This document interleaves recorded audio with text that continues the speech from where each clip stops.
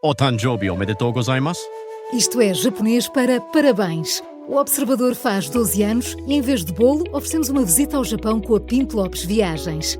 Assine por apenas 39,90€ e habilite-se a ganhar. 12 anos a escrutinar o poder, 12 mil quilómetros para celebrar. Assine hoje em observador.pt. Arigatou. As notícias.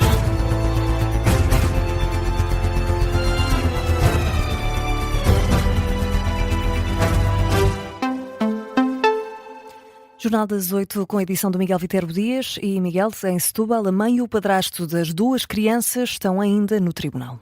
Sem certezas sobre se já foram presentes a juízo ou se estão ainda a cumprir procedimentos burocráticos, a mãe e o padrasto chegaram ao tribunal de Setúbal às 4 da tarde de forma exaltada, com alguns gritos. No exterior do tribunal continua a esta hora o Ricardo Lopes. Ricardo, entretanto, surgiu um testemunho de um militar da GNR que pode ganhar relevância neste caso.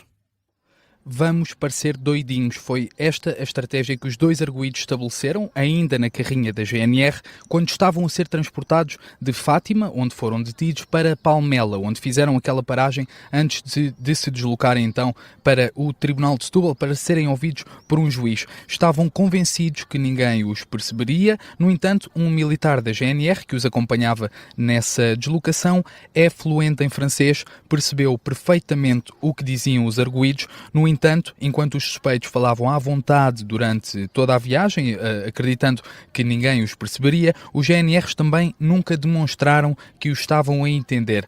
Ora, quando terminou a viagem, esse militar da Guarda Nacional Republicana transmitiu de imediato o que tinha ouvido às autoridades e demonstrou-se também disponível para depor em tribunal. Depoimento esse que seguiu de imediato para o magistrado, que tem a pasta deste caso, e terá certamente peso nas medidas de coação que serão conhecidas só após ambos os arguidos serem interrogados. Agora, com estas informações, fica também mais perceptível, Miguel, o comportamento do casal, tanto durante o período em que estiveram nas celas, em Palmela, mas também à chegada do tribunal. Recordo que a mulher entrou no edifício aqui do Tribunal de Setúbal cantando e o marido também ia gritando a frase "amo-vos a todos", ambos com um comportamento muito estranho.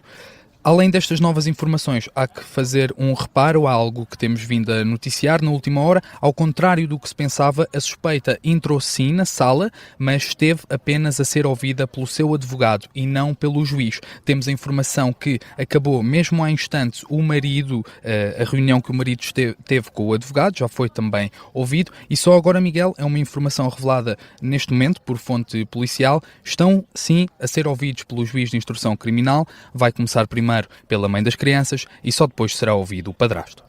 Uma noite que já vai longa no Tribunal de Setúbal, aqui acompanhada pelo Ricardo Lopes e com esta novidade na última hora deste testemunho deste Guarda Nacional Republicano que pode ter relevância ou ganhar relevância neste caso. A mãe e o padrasto que estão agora sim, ao que tudo indica, a ser finalmente ouvidos por um juiz. E Luís Montenegro aponta o dedo ao PS e ao Chega pela rejeição da reforma laboral.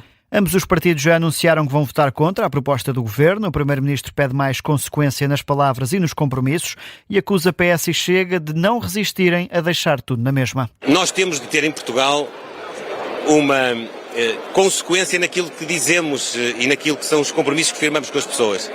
E eu vejo muita gente defender reformas estruturais, transformações estruturais no país, e depois, quando nós queremos avançar com elas, por mais ponderadas, por mais equilibradas que sejam, é o caso da reforma laboral, não resistem àquilo que é eventualmente mais popular fazer e mais imediato fazer, que é deixar tudo na mesma. Declarações do chefe do Governo, Luís Montenegro, esta tarde em Vila Nova de Foscoa, num registro captado pela RTP. André Ventura diz que vai votar contra a reforma laboral tal como está. Anúncio feito um dia depois do Conselho Nacional do Partido, que criticou a proposta do Governo. Esta tarde, em conferência de imprensa, o Presidente do Chega garantiu que o partido vai votar contra o pacote laboral, caso seja a versão atual a ir a votos. E André Ventura anunciou ainda que vai pedir uma reunião com António José Seguro sobre outras reformas que o Governo tem em carteira, como a do Tribunal de Contas. Esta é uma questão de choque social. Qualquer pessoa que olhe mais a detalhe para o que se está a fazer no combate à corrupção em Portugal e para o que falta fazer, ficaria absolutamente pasmada com a lei que hoje acaba de ser aprovada no Parlamento. Isto tem que ser denunciado. É por isso que tudo faremos, nomeadamente reunir com o Presidente da República para impedir que esta legislação facilitadora da corrupção entre em vigor em Portugal. André Ventura, numa conferência de imprensa esta tarde na sede nacional do Chega. E numa altura em que surge uma sondagem que coloca a AD em terceiro lugar, surgem também leituras diferentes para estes dados. Os números revelados na edição de hoje do Diário de Notícias revelam que os socialistas conquistam mais de 33% das intenções de voto, a AD cai para os 23%, ligeiramente abaixo do Chega. No explicador desta tarde, o antigo deputado do PSD, Duarte Pacheco, diz que a mudança de poder no Largo do Rato já está a ter resultados. Que o Partido Socialista, a partir do momento em que tem uma liderança mais ao centro, consegue ir buscar alguns dos descontentes com a governação.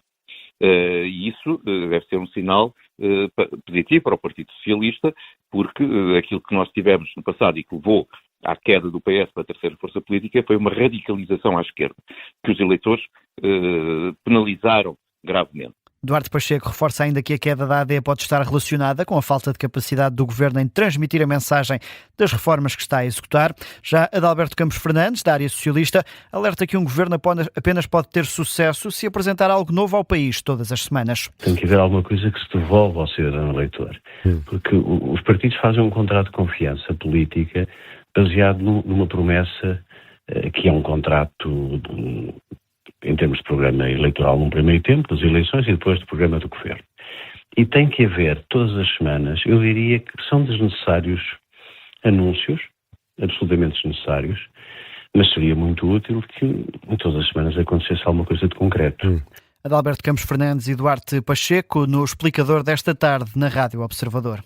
E Miguel, arranca hoje o Congresso da Juventude Social Democrata, com 2 candidatos a concorrerem à liderança da estrutura pela primeira vez em 6 anos. Clara Sousa Alves e João Pedro Luís estiveram na tarde política da Rádio Observador. João Pedro Luís defende que a JSD deve conseguir manter uma voz interventiva junto do governo. Num contexto em que o partido onde a JSD está integrada lidera o governo, a responsabilidade da JSD é ainda maior. Propostas, convicções e posições firmes não faltam nesta candidatura, porque consideramos que a JSD tem mesmo, neste momento em particular em que estamos no governo, de ter uma agenda própria.